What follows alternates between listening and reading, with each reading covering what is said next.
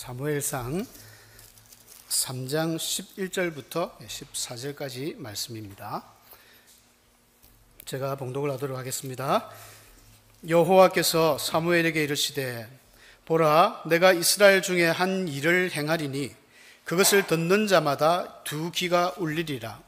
내가 엘리의 집에 대하여 말한 것을 처음부터 끝까지 그 날에 그에게 다 이루리라.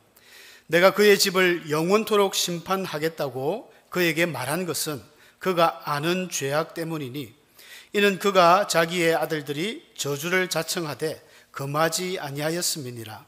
그러므로 내가 엘리의 집에 대하여 맹세하기를 엘리의 집의 죄악은 제물로나 예물로나 영원히 속죄함을 받지 못하리라 하였노라 하셨더라. 아멘. 할렐루야. 반갑습니다. 담임 목사님께서는 우리 기장 옥토교회 전도 그 성회를 인도하시느라고 오늘 출타하셨습니다. 그래서 제가 자리를 대신하게 되었는데요. 너무 찬양을 또 이렇게 은혜로운 찬양을 하셔가지고 분위기를 지금 다 찹찹하게 해놓은 것 같습니다. 괜히 저도 엄숙하게 설교를 해야 될 것 같은 분위기인데요. 안 그래도 오늘 설교 본문은 또 엄숙하기도 합니다. 기도할 때를 놓치지 마라. 우리가 잘 아는 오늘 본문은 어린이 사무엘, 이 사무엘 이야기고, 사무엘을 통한 그 당시 제사장으로 있었던 엘리 대제사장 가문에 대한 하나님의 심판의 이야기입니다. 오늘 본문에도 우리가 잠시 읽었지만 그 13절에 나오는 이야기죠. 이 엘리가 왜 망했는가? 그 답을 성경 기자는 그렇게 이야기합니다. 그가 아는 죄악이다. 이렇게 13절에 기록되어져 있습니다. 내가 그의 집을 영원토록 심판하겠다고 그에게 말한 것은 그가 아는 죄악. 여기서 그라는 것은 바로 엘리 대제사장 자신을 이야기합니다. 엘리가 도대체 무슨 악한 일을 했길래 하나님께서 그 엘리의 가문을 정말 멸문쥐하라 그러죠. 모든 자녀들까지 끝장나는, 우리 하나님께서는 정말 인자하시고 온유하시고 자비와 긍휼이 무궁하셔서 정말 그 영원토록 그 자비를 베푸시는 분인데도 이 엘리가 도대체 뭔 잘못을 했길래 집안을 끝장을 내버린 겁니다. 궁금하지 않습니까? 왜 그랬을까요? 성경은 앞에 우리가 시간 관계상 읽지는 않았지만 2장에 이렇게 등장하는 내용들을 보면 자기 두 아들의 문제였습니다. 이 두 아들이 홈리와 비느하스라는 참 유명한 아들인데요, 좋지 않은 쪽으로 유명합니다. 아버지가 대제사장이기 때문에 이 두 아들도 제사장들입니다. 오늘날로 치면 총회장 목사님 밑에 그냥 우리 또 목사님들, 사회적 지위나 제사장이면 굉장히 경건하고 존경받을 만한 그런 위치에 있어야 될 이 제사장 두 아들이 실상은 그렇지 못했습니다. 그들의 이 행위가 얼마나 망령되었던지 하나님께서 아주 혼을 많이 내는 이 내용들이 2장에 나옵니다.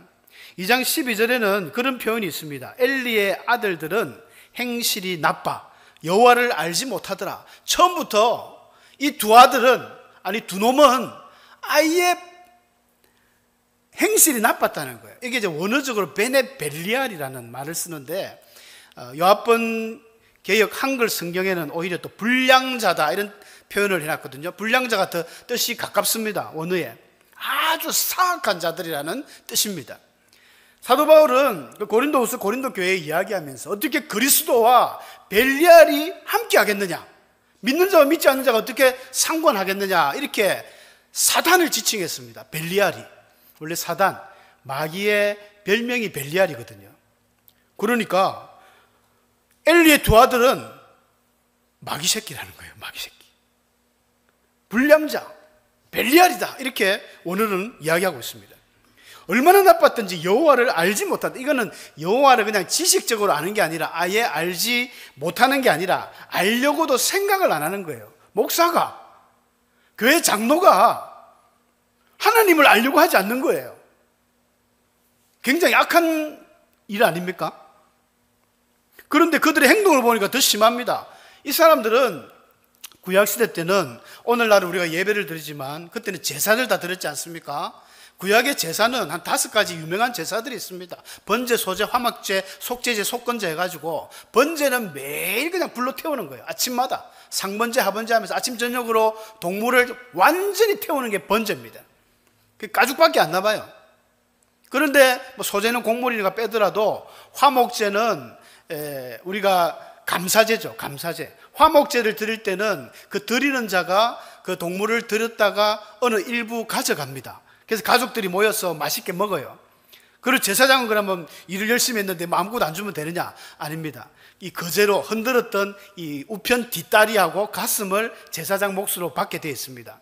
그리고 속제제, 속건제. 구약시대 때는 잘못을 했으면 제사를 드릴 때 양이나 소나 뭐 형편 따라 비둘기라도 데리고 와가지고 나 대신 저 동물이 죽음으로써 우리 죄를 용서받는다, 그런 의미가 있었거든요. 제사장이 그런 일을 했습니다. 우리가 나쁜 짓을 하면 회개할 때 그 동물을 탁 죽여가지고 동물이 흘린 피, 자네가 죽어야 되는데 대신 죽었어, 그걸 대속이라 그러거든요. 예수님이 우리를 위해서 대속의 십자가에서 피 흘리셨습니까? 예수님 때문에 우리가 사는 것입니다. 구약시대 때는 나 대신 동물이 죽었어요. 그 죽은 동물은 피만 딱 빼고 내장을 깨끗이 씻어서 거의 제사장이 다 가졌습니다. 제사장 몫으로 속제제나 속건제를 가졌습니다. 그런데 이 두 아들은 제사를 드릴 때 이제 고기를 이렇게 해가지고 또 삶고 하잖아요. 그 쇠갈고리를, 이 고기를 건지는 하나님 성전에서 쓰는 거룩한 성물입니다. 제사를 드릴 때만 쓰는 그걸 가지고 이 두 놈이 골골 들고 솥을 휘휘 저으면서 툭 건져오는 아주 제일 큰 거, 그걸 갖고 가는 거예요. 뿐만 아니라 이 제사를 드릴 때는 반드시 기름을 먼저 태우고, 동물 몸에 있는 많은 기름을 태우고 하나님 앞에 제사를 드리는 게 원칙인데, 이 두 놈이 사람들한테 가가지고 오늘 우리 제사장은 삶은 고기를 원치 않는다, 숯불 바베큐 구운 고기를 원한다, 내놔라. 그러니까 제사 드리러 온 사람이 아닙니다, 기름을 태우기 전에는 드릴 수 없습니다. 그러니까 강제로 뺏어버리는 거예요. 시끄럽다 하면서 뺏어버리는 거예요. 마치 오늘날 비유를 들면 우리가 들어올 때 우리 교회는 헌금을 하지 않습니까? 헌금을 다 정성껏 기도하시면서 우리 성도님들이 다 감사하면서 소망을 가지고 헌금을 합니다. 그런데 어떤 아무개 장로님이 와가지고 헌금 기도도 하기 전에 낼름 빼가지고 필요한데 다 써버리는 거예요. 큰일 날 일이죠. 하나님께서 이런 것들을 굉장히 싫어하셨습니다. 그래서 2장 17절에 이런 말씀이 있어요. 이 소년들의 죄가 여호와 앞에 심히 큰 것은 그들이 여호와의 제사를 멸시함이었더라. 하나님을 멸시한 인물들이에요. 더 나아가서 해막에서는 이 해막을 수종드는, 봉사하시는 오늘날로 여집사님들, 레위인 여인들이 있었어요. 여인들이 있었는데 여인들을 겁탈을 한 거예요. 여인들과 동침하였더라, 이런 표현이 성경에 나옵니다. 해서는 안 될 일이 성막에서 일어난 겁니다. 교회에서 일어나는 거예요. 교회의 어떤 전도사가, 강도사가, 부목사가 아무개 여집사님하고 여청년들하고 그런 어떤 문란한 성적 관계를 했다는 것입니다. 안 되죠. 큰일 나죠. 근데 우리 여청년들은 항상 조심해야 됩니다. 이 남자들은 다 도둑놈이라고 여러분 어릴 때부터 많이 들으셨죠. 아버님에게 교육을 다 받았을 것입니다. 남자는 늑대다. 오죽했으면 문지방 넘어갈 힘만 있어도 남자는 헛짓거리 한다. 그 어떡하겠어요? 여인들이 조심해야 됩니다. 무조건 남자는 1m 이상 접근하면 안 돼요. 목사님이라고 안전한 게 아닙니다. 장로님이라고 안전한 게 아니에요. 요즘은 시대가 하도 이상해서 이런 남자가 자기 식구들한테도 그런 몹쓸 짓을 하고, 이게 큰일입니다. 세상이 타락하면 소돔 고모라 성도 그랬지만 첫 번째 타락하는 것이 성적 문란입니다. 그런데 이때는 제사장이 이런 일을 했어요. 큰일 날 일이죠. 이 정도 일이 지금 소문이 지금 이 실로에, 그 동네가 실로 동네에 다 퍼졌어요. 이 엘리의 그 홈리 비나스가 이런 못된 짓을 하더라. 그러면 아버지가 그걸 들었을 때 아버지가 어떻게 해야 됩니까? 아버지가 어떻게 해야 되겠어요? 너희 놈들 일로 와. 따끔하게 양심의 굵은 선이 쫙 가도록 확실하게, 이런 말 좀 그렇습니다만 조져놔야 됩니다. 두 번 다시 이런 일을 안 하도록. 그렇지 않습니까? 태장님 그렇지 않습니까? 우리 태장님한테 걸리면 이제 옛날에 태원섭 장로님 어릴 때 뼈도 못 치렀을 것 같은데, 어릴 때 확실하게 잡아놔야 됩니다. 성경은 잠언서에 보니까 잠언서 22장 15절에 어린아이는 미련한 것이 마음에 얽혀 있기 때문에 징계하는 채찍만이 그를 올바르게 인도한다 했습니다. 어릴 때는 분명하게 교육해야 됩니다.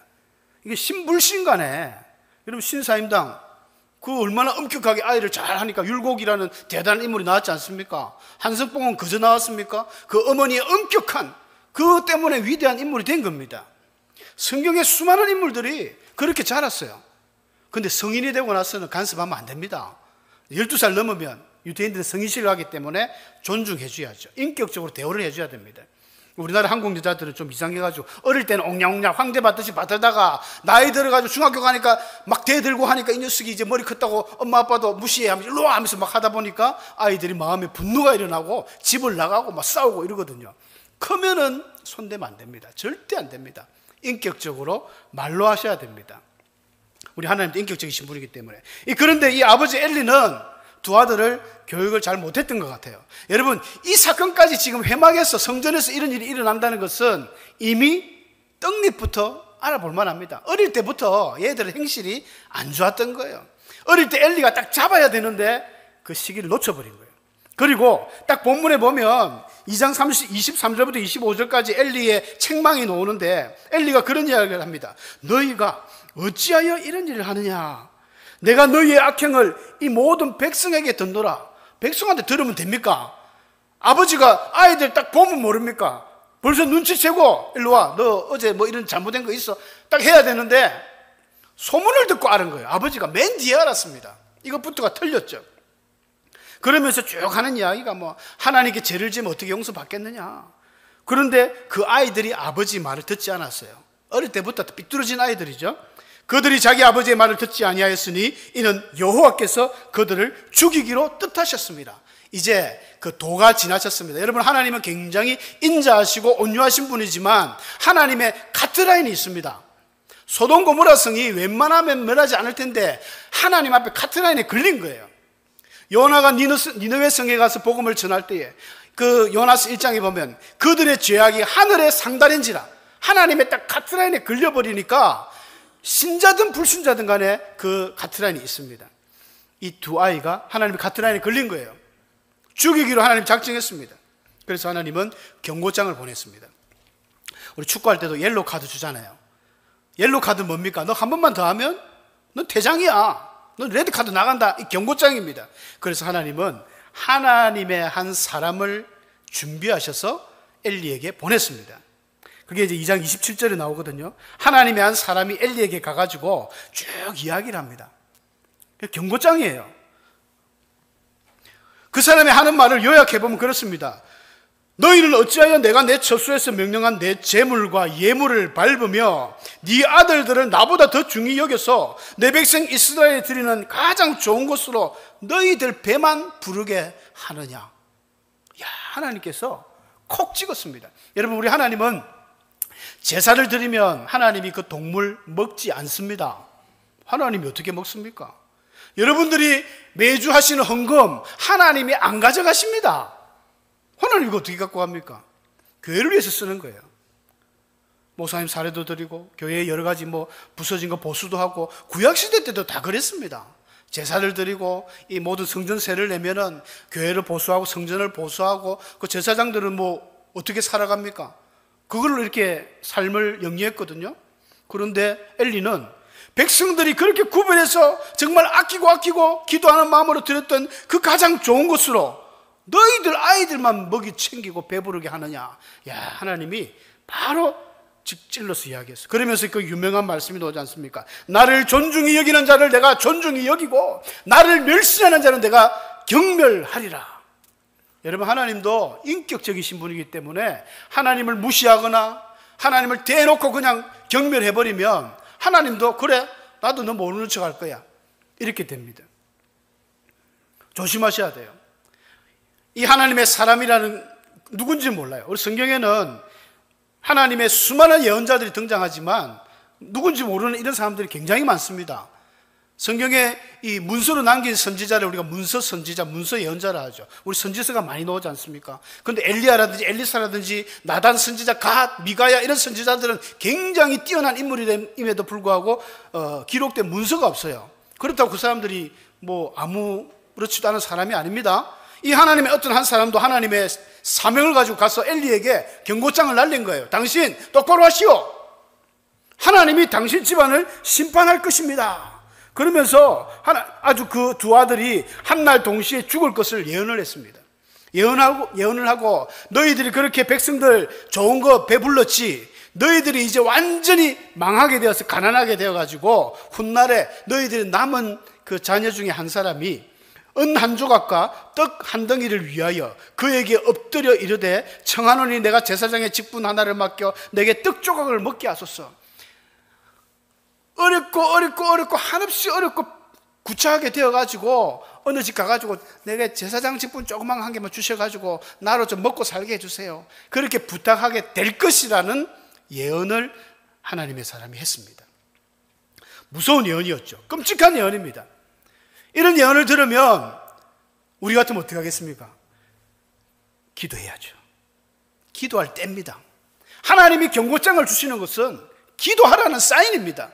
하나님, 제가 잘못했습니다 하고 두 손 들고 회개하고 이제는 주님 앞에 열심히 살겠습니다 하는 하나님의 사인인데, 이 엘리 대제사장은 이 하나님의 사인을 모른 척 했습니다.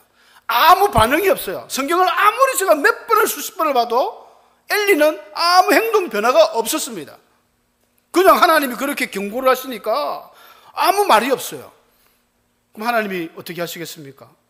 그래도 하나님의 자녀이기 때문에 한 번 경고장 줬다고, 축구는 한 번 주고 두 번째는 바로 퇴장시켜버리지만 하나님은 또 한 번 경고장을 날립니다. 그게 바로 오늘 읽었던 아이 사무엘을 통한 경고장이었습니다. 사무엘이 오늘 3장 그 1절에 보면요, 이런 말씀이 나옵니다. 사무엘이 엘리 앞에서 여호와를 섬길 때에는 여호와의 말씀이 희귀하여, 하나님의 말씀이 희귀했답니다. 그래서 이상이 흔히 보이지 않았습니다. 여러분, 하나님의 말씀이 희귀했다는 것은 그만큼 세상이 타락했다는 것입니다. 여러분, 우리 무지개 전원교회에 하나님의 말씀이 희귀하여 큰일 납니다. 회개하셔야 됩니다. 우리 성도님들에게 하나님의 말씀은 지금도 살아있거든요. 우리 성도님들 마음에 하나님께서 말씀 주십니다. 감동을 주십니다. 우리는 영적인 백성들이기 때문에 하나님의 음성을 캐치할 수 있습니다. 오늘도 예배 중에, 오늘 저의 말씀 중에, 찬송 속에, 특송 중에 하나님의 말씀은 무진장 우리들의 마음을 두드립니다. 그걸 받아들이셔야 돼요. 하나님 나에게 이렇게 말씀하시는구나, 반드시 깨닫게 되어 있습니다. 그런데 하나님의 말씀이 희귀했습니다. 엘리 대제사장도 나이가 지금 이때 한 83살 정도 됐는데 한 번도 하나님의 음성을 안 들었습니다. 자기가 모르니까 하나님이 어린 아이 사무엘에게, 맨날 성전에서 잠자는 거룩한 사무엘에게 하나님이 나타나셨습니다. 사무엘아. 사무엘은 하나님 음성을 한 번도 들어본 적이 없잖아요. 이때 나이가 이제 성인식을 갓 했기 때문에 한 12살, 엄마 한나가 한 3살 젖대고 맡겼으니까 한 10년 정도를 엘리와 같이 생활했습니다. 그래서 어느 날 갑자기 잠을 자는데 사무엘아 하니까 예 할아버지 하고 엘리에게 뛰어갔어요. 할아버지 저 불렀습니까? 하니까 엘리가 갑자기 자다가 뭔 소리 하냐, 난 너 안 불렀다, 빨리 가서 자거라. 그래서 누웠어요. 두 번째 누웠는데 또 하나님께서 사무엘아. 예 할아버지 하고 또 뛰어갔습니다. 할아버지 이번엔 부르셨죠? 얘가 너 뭐 저녁을 잘못 먹었니? 내 안 불렀다, 가서 자라. 또 갔어요. 또 잤습니다. 자려고 누우니까 사무엘아 또 부르는 거예요. 또 세 번째 엘리에 뛰어갔습니다. 할아버지, 그 참 오늘 이상하네 얘가. 여러분, 3번씩이나 했지 않습니까?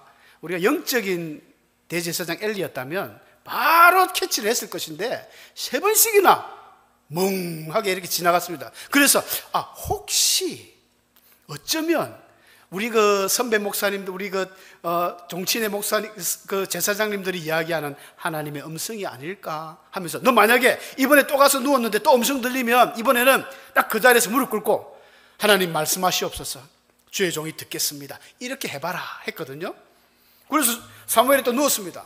또 사무엘아 사무엘아 이렇게 성경이 부르니까 이제는 사무엘이 엘리 할아버지한테 안 가고 주의 종이 듣겠습니다. 말씀하십시오. 하니까 하나님이 그때부터 말씀을 쫙쫙쫙쫙 해주는 게 오늘 읽었던 본문입니다. 좋은 말이 아니에요. 자기가 그래도 10년이나 미우나 고우나 함께했던 정든 엘리 대제사장 할아버지 집안에 대한 심판의 메시지였습니다. 참 사무엘도 기구하죠. 세상 태어나서 처음으로 듣는 하나님의 음성이 심판의 메시지였습니다.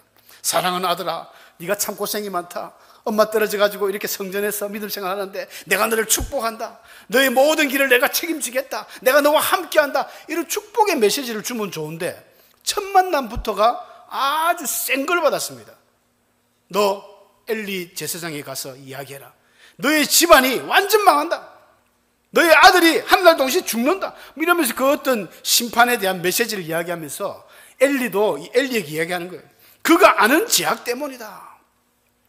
날이 밝아서 엘리 제사장이 사무엘에게 물었죠. 야, 어젯밤에 그래 가고 나서 무슨 일 없었냐? 하나님 혹시 음성이 있었느냐? 나한테 이야기를 해달라. 어떻게 이야기하겠습니까? 자기 할아버지가 망한다. 할아버지 죽는다. 이걸 어떻게 이야기를 하겠습니까? 또 엘리가 또 참 꼴값을 합니다. 이야기를 합니다. 엘리가 그런 이야기를 해요.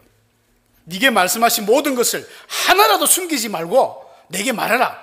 그렇게 안 하면 하나님이 네한테 벌을 내리시고 또 내리기를 원한다 하니까 사무엘이 겁이 나가지고 다 이야기해 버렸어요. 그렇게 이야기하면 엘리가 그 자리에서 무릎 꿇고 다윗처럼 나단 선지자가 책망할 때 내가 범죄했습니다 하고 막 애걸복걸 하나님께 기도했으면 어쩌면 하나님 용서해 주실지도 모릅니다. 그런데 엘리의 대답은요 참 과간입니다. 그 18절 3장 18절 안 읽었지만 보면 엘리가 이르되 이는 여호와 신이 선하신 대로 하실 것이니라. 뭡니까 이게? 심판의 메시지를 던지고 하나님 앞에 책망을 하는데도 그는 선하시니까 잘 될 거야. 안 그렇습니다. 우리 사랑하는 성도님들, 우리에게 어려움이 오고 시련이 오고 하나님 주신 어떤 사인을 받았을 때는 바로 그 자리에서 무릎 꿇어야 됩니다. 기도하는 타임요, 기도할 때 내일이 아닙니다. 우리 성도들에게 내일이 없습니다. 다음 주 주일날 교회 가서 해야지. 안 됩니다. 지금 우리 기독교인의 신앙은요 지금입니다. 지금 엎드려야 돼요. 기도할 때는 언제입니까? 지금입니다. 바로 이 시간입니다. 그렇게 기도해야 되는데 엘리가 그걸 못했어요. 못하니까 하나님의 2번씩이나 경고를 무시했기 때문에 그 다음 4장에 넘어가면 블레셋과의 전쟁이 터집니다. 전쟁이 터지면서 홈리와 비나스가 뜬금없이 하나님의 법궤를 전쟁터에 들고 가고 막 이렇게 하다가 싸움에 져서 홈리와 비나스가 전쟁터에서 동시에 죽어버려요. 그런 일이 일어나게 되는 것입니다. 엘리 제사장도 그 소식을 기다리다가 그냥 이 의자에 앉아있다가 뒤로 자빠져가지고 목이 부러져서 죽어버렸습니다. 졸지에 하루 한날 가문이 하나님의 예언대로, 하나님의 말씀대로 끝장이 나버린 것입니다. 사랑하는 성도 여러분, 우리에게는 하나님이 반드시 기회를 주십니다. 기회를 주세요. 그래서 고린도서 6장 2절에 보면 바울도 그런 말을 합니다. 내가 은혜 베풀 때에 너에게 듣고 구원의 날에 너를 도왔다 하셨으니 보라 지금은 은혜 받을 만한 때요 보라 지금은 구원의 날이로다. 여러분 2024년에 살고 있다는 것을 하나님께 감사하셔야 됩니다.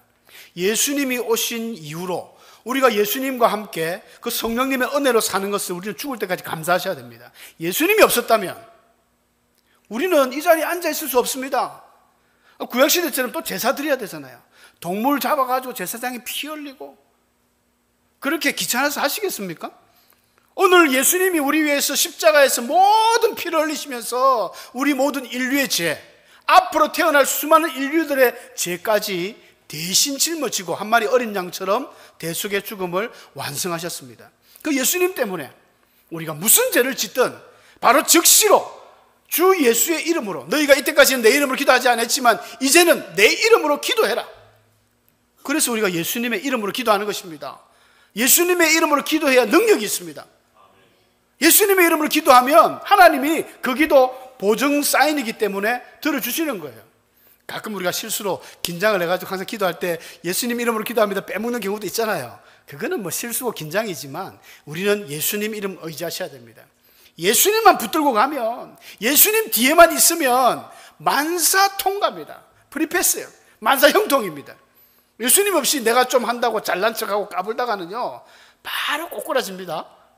아무리 내가 실력이 있고 권세가 있고 능력이 있고 돈이 많아도 예수님 뒤에 서셔야 돼요.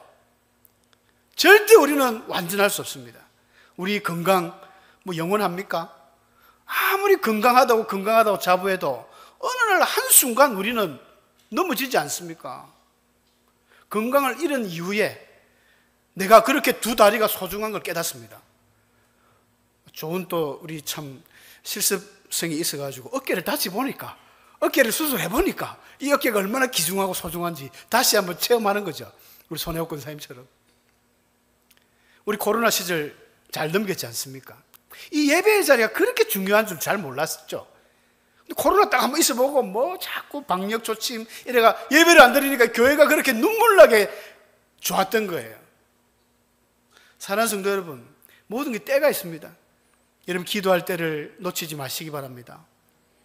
기도할 때를 잘 잡으셔서 하나님과 항상 소통하고, 인간은 완전하지 않기 때문에 다 실수합니다. 넘어집니다. 자빠집니다. 목사라고 장로라고 권사라고 왜 실수 안 하겠습니까? 그때마다 하나님이 야 너 그래야 되겠어 깨닫게 해주시면 그 자리에서 바로 기도하고, 그러면 하나님이 다시 세워주십니다. 다윗처럼. 다윗이 그렇게 못된 짓을 했지만 하나님 다윗 세워주셨잖아요.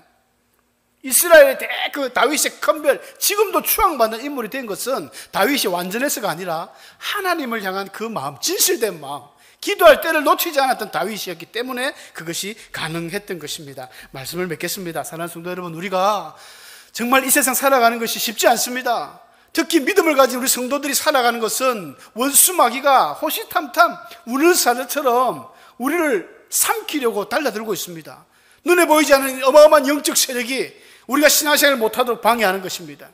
그러나 그때마다 또 하나님의 천사들도 우리를 돕습니다.